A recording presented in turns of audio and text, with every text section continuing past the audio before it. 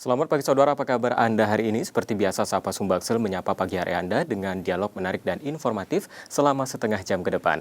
Langsung saja kita awali Sapa Sumbaksel hari ini bersama saya Robiansyah. Inilah Sapa Sumbaksel selengkapnya di Kompas TV, independen, terpercaya.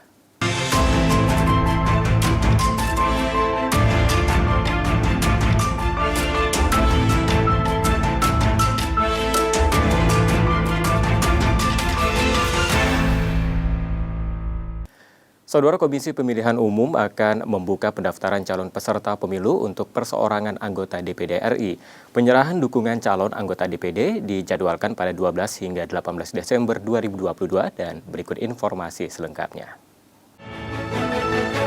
KPU Sumatera Selatan membuka pendaftaran calon anggota Dewan Perwakilan Daerah atau DPD untuk pemilu serentak 2024. Salah satu syaratnya ialah menyiapkan berkas 3.000 dukungan dilengkapi salinan KTP yang penyerahannya dijadwalkan pada 12 hingga 18 Desember 2022.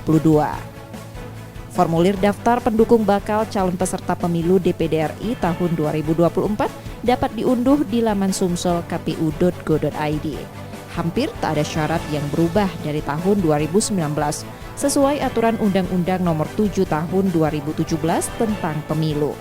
Syarat dukungan nantinya akan diverifikasi faktual oleh KPU setelah masuk di Sipol untuk mengecek pendukung ganda dengan dukungan kepada bakal calon lainnya.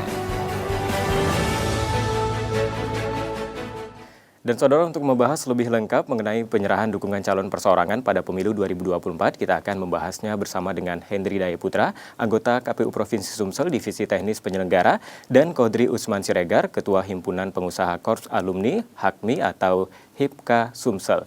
Selamat pagi Pak HDP, Pak Hendri Daya Putra, apa kabar Pak? Selamat pagi, Alhamdulillah baik dan sehat. Dan juga ada Mas Kodri Usman Siregar. Mas Kodri, apa kabar Mas? Baik, Mas Robi. Terima kasih sudah menyempatkan hadir dan seperti yang saya katakan di awal tadi, kita akan membahas mengenai penyerahan dukungan calon perseorangan pada pemilu 2024. Mungkin kita ke Pak HDP dulu, ini Pak ya. Oh, iya. Ini kan pendaftaran calon DPD RI ini akan dimulai pada Desember begitu Pak ya, dan Iya. ini juga dimulai dengan penyerahan dukungan begitu. Nah, seperti apa bentuk dukungan calon perseorangan yang dimaksud begitu Pak? Untuk syarat dukungan perseorangan sesuai dengan Undang-Undang 7 tahun 2017, calon anggota DPD itu harus memiliki sejumlah minimal dukungan. Untuk Sumatera Selatan harus memiliki minimal 3.000 dukungan yang dalam hal ini dibuktikan oleh daftar dukungan dari masyarakat yang memenuhi syarat, dan kemudian harus dibuktikan dengan penyerahan KTP elektronik atau KK oleh masyarakat yang kemudian akan diunggah atau diupload oleh operator masing-masing calon DPD ke dalam Sipol seperti itu.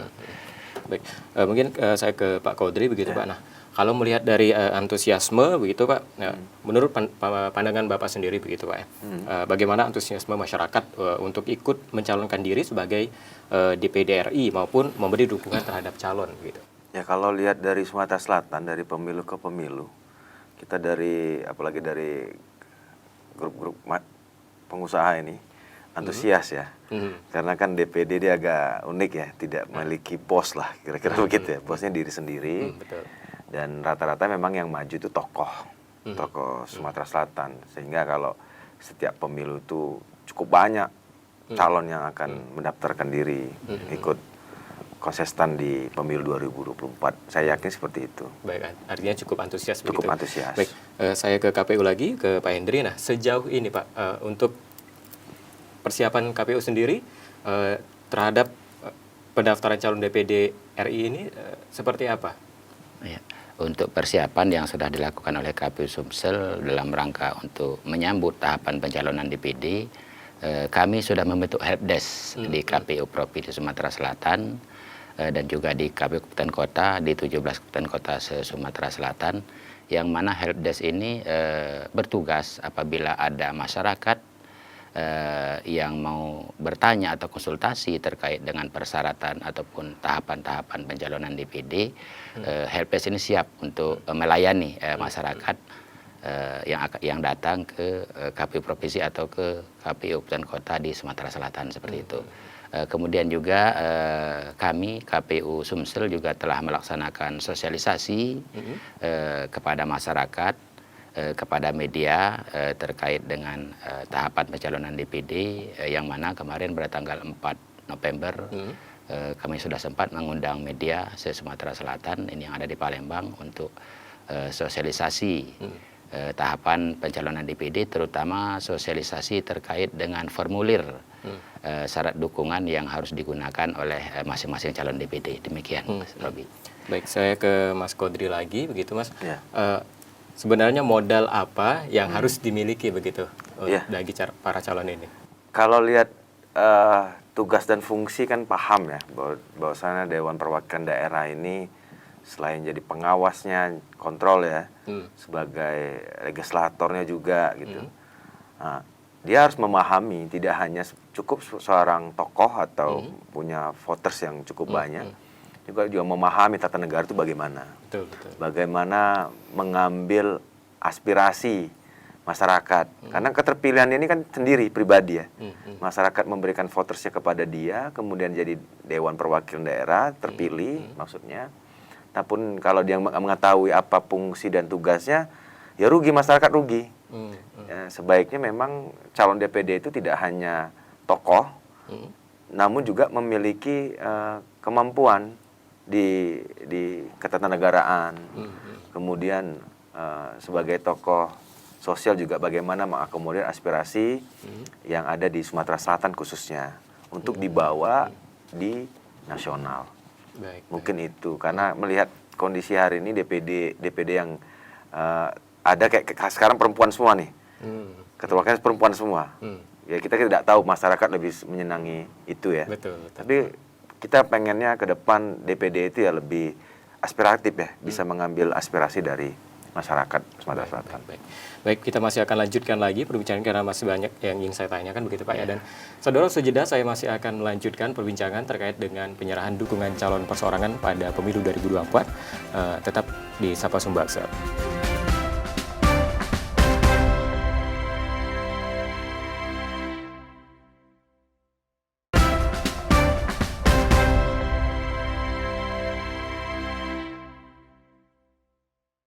Terima kasih Anda kembali menyaksikan Sapa Sumbaksel, saudara, dan masih bersama saya Bapak Hendri Daya Putra, anggota KPU Provinsi Sumsel, Divisi Teknis Penyelenggara, dan Bapak Kodri Usman Siregar, Ketua HIPKA Sumsel. Baik, kita lanjutkan lagi perbincangan kita Pak, dan mungkin saya ke Pak Hendri terlebih dahulu. Ini KPU RI ini kan mengerahkan seluruh KPU Provinsi untuk mensosialisasikan formulir daftar pendukung bakal calon anggota DPD RI 2024 begitu Pak ya. Nah, bentuk sosialisasi yang dijalankan KPU seperti apa Pak?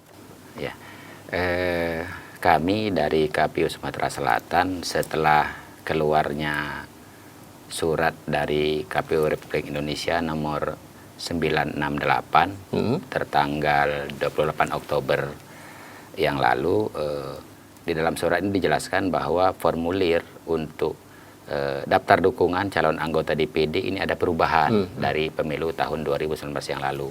Tapi hanya perubahan dalam desain ya, desain format dari formulir, namun isinya tetap sama. Nah, di dalam formulir ini ditentukan bahwa jumlah dukungan di setiap lembar formulir itu adalah 8 orang dan kemudian juga dia disusun per desa kelurahan seperti itu. Jadi setiap desa kelurahan ini masing-masing terpisah nanti dapat dukungan yang harus diinput ataupun diisi oleh masing-masing calon DPD.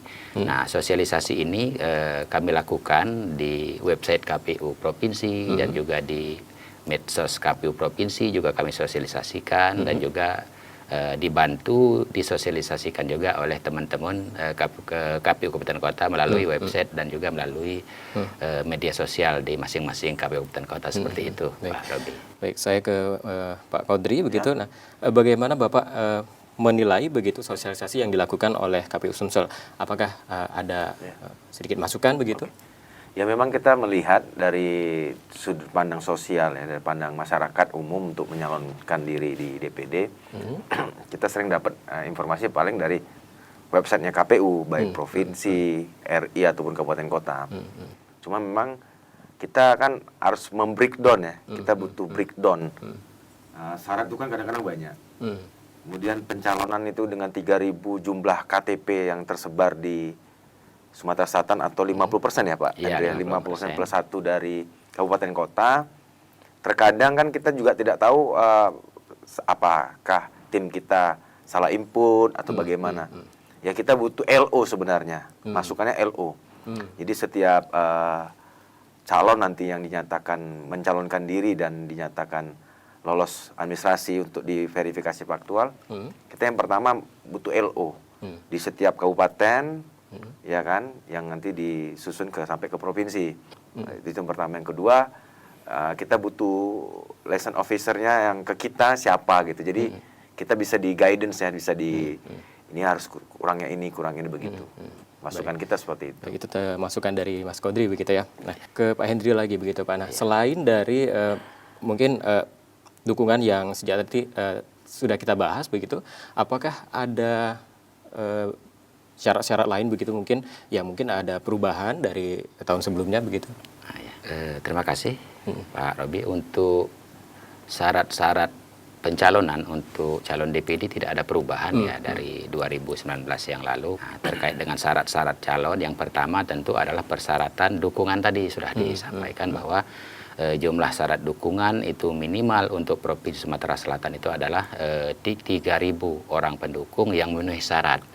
Nah, syarat-syarat pendukung ini diantaranya adalah dia harus berdomisili di Provinsi Sumatera Selatan, kemudian syarat usia dia harus 17 tahun atau sudah menikah, kemudian juga dia tidak bekerja sebagai TNI, Polri, dan juga sebagai ASN seperti itu.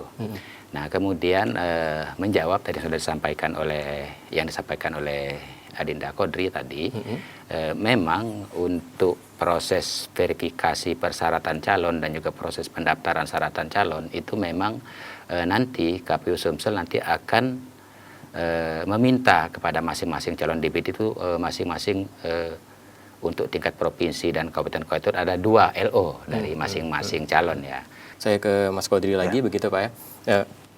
Syarat-syarat ini kan juga bisa jadi rawan money politik begitu. Nah, kalau Mas Kodri menilai sendiri sebaiknya untuk meminimalisir ini seperti apa? Iya, memang dukungan ini kita serahkan sama KPU kan. Tentunya yang dapat kan juga tidak satu. Betul. Sering terjadi tumpang tindih. Dukungan juga pasti. Katakanlah kalau dia sudah sampai puluhan yang mendaftarkan. Nah, makanya kita juga butuh LO tadi. Yang pertama, yang artinya KPU membuat legacy LO ini diakui gitu loh. Itu yang pertama. Yang kedua, kami juga meminta Badan Pengawas Pemilu untuk melekat mengawasi langsung hal ini agar tidak terjadi tumpang tindih atau kecurangan-kecurangan dalam dukungan. Kemudian kita berharap semua stakeholder bisa saling mengawasi hal ini karena kita akan memilih calon perwakilan daerah yang hanya 4 orang. Kedepannya yang terpilih itu memang terbaik gitu loh. Terbaik bagi Sumatera Selatan, terbaik untuk bangsa. Baik. Nah, kalau dari masyarakatnya sendiri, kalau Mas Kodri melihat sudah melek politika ini masyarakat? Kalau lihat dari kondisi money politik misalkan, orang Indonesia ini kan senang disayang ya. Sayangnya itu kan memang kadang-kadang dengan memberikan buah tangan, bahasa kita seperti itu. Ya, ada yang mencirikan dengan buah tangan itu konkretnya itu uang. Gitu. Nah, memang saya juga pengen di pemilu itu harus diatur. Yang namanya money politik itu seperti apa. Kita butuh kos politik misalkan. Calon itu butuh kos politik. Dia berangkat dari Palembang ke Banyuasin, kemudian keliling sampai ke Oku Selatan, muter kembali ke Palembang, itu butuh kos politik. Punya tim juga, kita butuh tim yang operasional, butuh operasional. Gitu. Nah, money politik yang dimaksud itu yang seperti apa?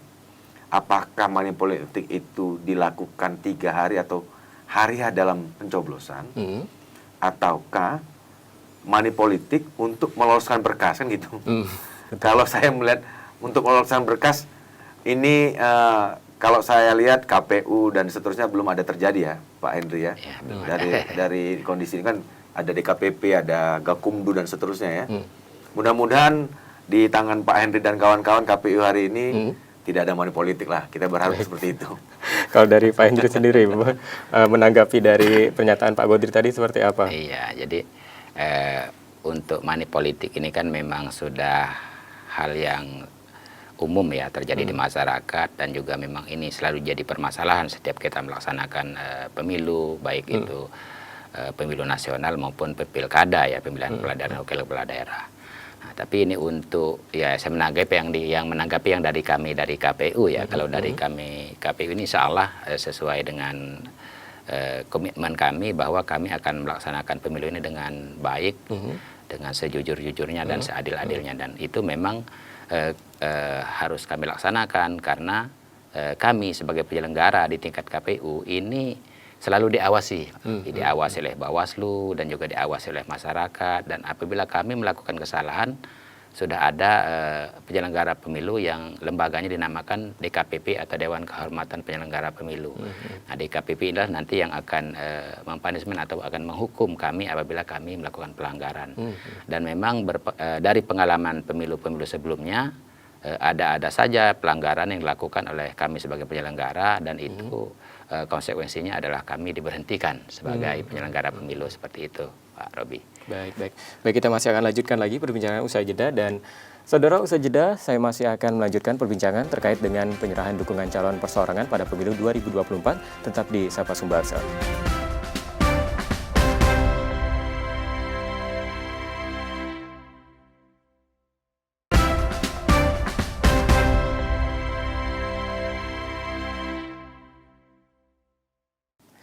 Terima kasih Anda kembali menyaksikan Sapa Sumbaksel, saudara, dan masih bersama saya Bapak Hendri Daya Putra, anggota KPU Provinsi Sumsel, Divisi Teknis Penyelenggara, dan Bapak Kodri Usman Siregar, Ketua Hipka Sumsel.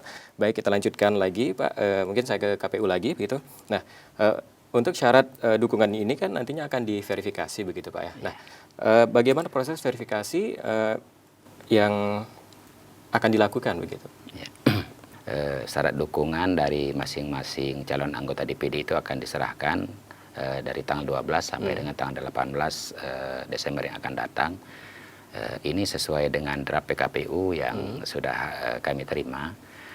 Syarat dukungan ini prosesnya dari masing-masing calon anggota DPD nanti akan disampaikan kepada KPU Provinsi, dan kemudian KPU Provinsi akan menerima syarat dukungan ini, kemudian akan kami hitung terlebih dahulu apakah mencukupi atau tidak dari jumlah minimal dukungan yang harus diserahkan oleh masing-masing calon DPD, yakni sejumlah 3.000 dukungan dari masyarakat. Nah, setelah kami terima, kami akan melaksanakan verifikasi administrasi terhadap syarat dukungan yang sudah disampaikan oleh masing-masing calon anggota DPD.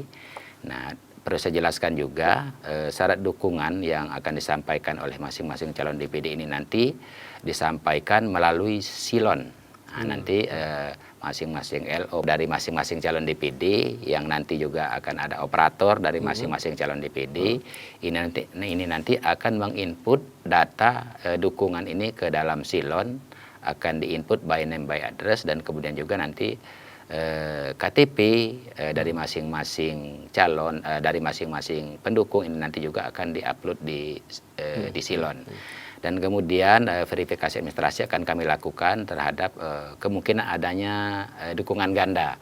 Nah, misalnya si A ini mendukung calon anggota DPD si B dan C, sehingga kemudian dukungan ganda, dan sementara dalam aturan itu tidak boleh ada masyarakat yang beri dukungan lebih dari satu orang calon. Nah, yang dukungan ganda, dan kemudian juga nanti akan ada kemungkinan ada dukungan yang tidak memenuhi syarat, misalnya ada pendukung yang ternyata statusnya bekerja sebagai TNI atau Polri atau ASN, maka ini juga dukungannya tidak memenuhi syarat, dan ini yang nanti akan kami verifikasi. Apabila ada dukungan-dukungan ini tidak memenuhi syarat, ini nanti akan kami sampaikan kepada KPU Kabupaten Kota untuk dilakukan klarifikasi. Nah, klarifikasi terhadap daftar dukungan atau nama-nama pendukung yang kami klasifikasikan belum memenuhi syarat. Dan kemudian setelah proses verifikasi administrasi ini selesai, kemudian KPU Provinsi akan melakukan rekapitulasi terhadap hasil verifikasi administrasi, dan apabila sudah lolos dari verifikasi administrasi, nanti akan kami lanjutkan ke proses verifikasi faktual di lapangan. Nah, proses verifikasi faktual ini nanti data dukungan yang sudah diverifikasi administrasi oleh KPU Provinsi nanti akan disampaikan kepada Kabupaten Kota sampel-sampel dukungan. Jadi nanti seluruh data dukungan ini akan disampel ya, akan disampel sesuai dengan jumlah dukungan yang disampaikan oleh masing-masing calon. Nah, sampelnya ini akan difaktual oleh Kabupaten Kota bekerja sama dengan masing-masing PPS atau panitia pemungutan suara di tingkat desa kelurahan. Nah, hasil dari verifikasi faktual yang dilakukan oleh PPS nanti akan direkap. Apabila sudah memenuhi syarat jumlah minimal dukungan, maka yang bersangkutan nanti akan ditetapkan bahwa persyaratannya terpenuhi sebagai calon anggota DPD. Dan apabila belum memenuhi syarat, maka akan ada masa perbaikan seperti itu. Baik. Saya ke Pak Kodri lagi begitu. Nah, mungkin ini masukan dari himpunan pengusaha terkait dengan proses penyerahan dukungan calon perseorangan pada pemilu 2024 ini seperti apa, Pak? Baik, kami dari himpunan pengusaha KAHMI, Korps Alumni HMI, memang melihat pemilu 2024 itu tidak jauh beda dengan 2019. Artinya pesta demokrasi nanti tidak hanya DPD ya. Ada partai politik yang hari ini jumlahnya banyak. Belum lagi pemilu itu 5 kotak ya. Ada kabupaten, provinsi, RI, DPD, dan presiden. Kita tahu sih adrenalin dari KPU ini susahnya atau capeknya luar biasa sebenarnya. Betul. Nah, memang butuh sosialisasi yang cukup kuat, kami pikir, agar memahami. Kalau kita tahu dengan aturan kan minimal sudah satu langkah lebih paham. Jadi tidak ada lagi miskomunikasi. Pertama itu dulu. Yang kemudian, kita juga berharap KPU, mulai dari KPU RI, KPU Provinsi, Kabupaten Kota, sampai dengan tingkat paling bawah, itu sehat-sehat selalu lah. Itu yang pertama. Karena ini perhelatan besar, menentukan nasib 5 tahun ke depan, adrenalinnya cukup besar, emosional cukup tinggi di situ. Kami berharap KPU bisa bekerja secara profesional dan tidak mengedepankan emosional, tapi profesional. Itu masukan yang kedua. Yang ketiga juga kita berharap kepada seluruh masyarakat Sumatera Selatan khususnya dalam menyambut pemilu ini ya bergembira saja. Jangan ada konflik interest. Kita sudah biasa menghadapi pemilu, ya kami berharap sih kita semua orang Sumatera Selatan khususnya ya senang bergembira aja menghadapi pemilu nanti. Ada yang terpilih, tapi biasa itu. Betul. Dan harapan kita selanjutnya adalah DPD ini terpilih memang anak bangsa yang terbaik dari Sumatera Selatan. Amin. Karena pilihan itu jangan salah. Betul. Karena 5 kota ini cukup membahayakan. Money politik yang dimaksud tadi cukup besar ya. Betul. Kemudian yang money politik juga di pencalonan itu cukup besar. Kalau KPU Kabupaten Kota atau KPU-nya main-main, kita salah orang nanti. Karena kan kalau lihat DPD ini kan cuman wajah ya Pak Hendri ya. Kalau wajahnya ganteng atau cantik, terpilihnya lebih besar gitu. Karena kecantikan gambar gitu. Jangan sampai kita memilih gambar gitu. Tapi memilih orang yang objektif. Harus benar-benar mengenal begitu. Mengenal, jadi visi misinya paham, track record si calon DPD-nya juga paham, sehingga menghasilkan calon DPD yang terbaik. Sedikit, Pak Henry bisa nggak fotonya itu usulannya bukan dari calon, Pak, tetapi yang moto KPU, jadi seragam gitu, Pak. Foto DPD. Nah, untuk foto DPD ini sudah sesuai dengan ketentuan, nanti memang kita minta dari calon ini Pak Kodri, tapi sudah ada format khusus ya yang harus disiapkan oleh masing-masing calon seperti itu. Jadi sudah ada aturan-aturan terkait dengan format foto yang harus disampaikan, misalnya harus pas foto yang berwarna misalnya seperti itu kan, dan kemudian juga harus tampak depan dan lain sebagainya. Sudah ada format yang disiapkan oleh KPU, walaupun nanti yang memfoto tetap dari masing-masing calon ya yang disampaikan kepada KPU Provinsi sebagai persyaratan untuk menjadi calon anggota DPD. Oh ya, tambahan lagi Pak Romi tadi terkait dengan calon ya. terkait dengan calon anggota DPD, ini persyaratannya untuk mendaftar sebagai calon itu nanti tidak berbeda dengan pemilu tahun 2019 seperti yang sudah dibahas di awal tadi. Jadi antaranya calon ini harus berusia 21 tahun atau lebih seperti itu. Kemudian juga dia harus berdomisili di wilayah Negara Kesatuan Republik Indonesia, dia harus terdaftar sebagai pemilih. Kemudian yang bersangkutan juga tidak sebagai terpidana, dan apabila yang bersangkutan sebagai terpidana tetap boleh mencalon, tetapi dengan syarat harus mengemukakan secara jujur kepada publik bahwa yang bersangkutan adalah mantan terpidana seperti itu. Ada persyaratan terkait dengan surat pernyataan juga. Nanti calon masing-masing calon DPD nanti akan menyampaikan surat pernyataan sesuai dengan ketentuan yang diatur oleh peraturan KPU. Di antaranya adalah yang bersangkutan harus bertakwa kepada Tuhan Yang Maha Esa, harus setia kepada Pancasila, Negara Kesatuan Republik Indonesia, dan juga yang bersangkutan juga harus siap bekerja sepenuh waktu, kira-kira seperti itu. Baik, mungkin terakhir ini mungkin himbauan ke masyarakat begitu untuk ikut berpartisipasi aktif dalam pemilu serentak. Mungkin dari Mas Kodri dulu. Kita pengennya yang pertama KPU harus lebih siap ya. Karena sekarang nih era digital. Cukup banyak hoax dan seterusnya. Nah, untuk memahami visi dan misi kadang-kadang kan kita melihat ada namanya janji palsu kan kira-kira gitu ya. Karena itu pas kampanye akan disampaikan ke masyarakat. Jadi lebih baik kita kasih saran sama KPU-nya ini, visi misinya tuh yang resmi dari KPU itu harus ada. Artinya masyarakat butuh informasi lainnya gitu. Tidak hanya sepihak dari calon DPD.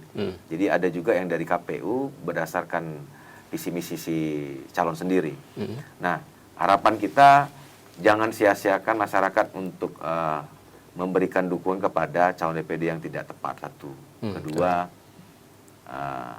hindari politik uang, konflik horizontal dan vertikal lah ya. Artinya antar kampung, antar suku, dan seterusnya. Kita di Indonesia.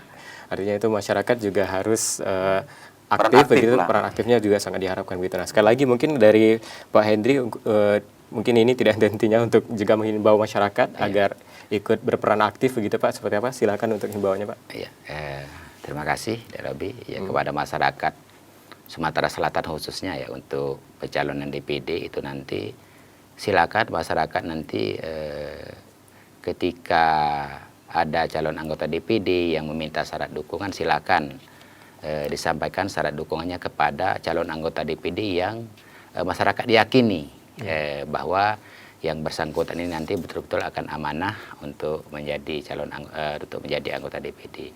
Kemudian juga kepada masyarakat juga nanti pada hari pemungutan suara untuk kita beramai-ramai nanti datang ke TPS pada tanggal 14 Februari tahun 2024. Jangan lupa nanti juga disampaikan kepada seluruh keluarga dan karib kerabatnya masing-masing.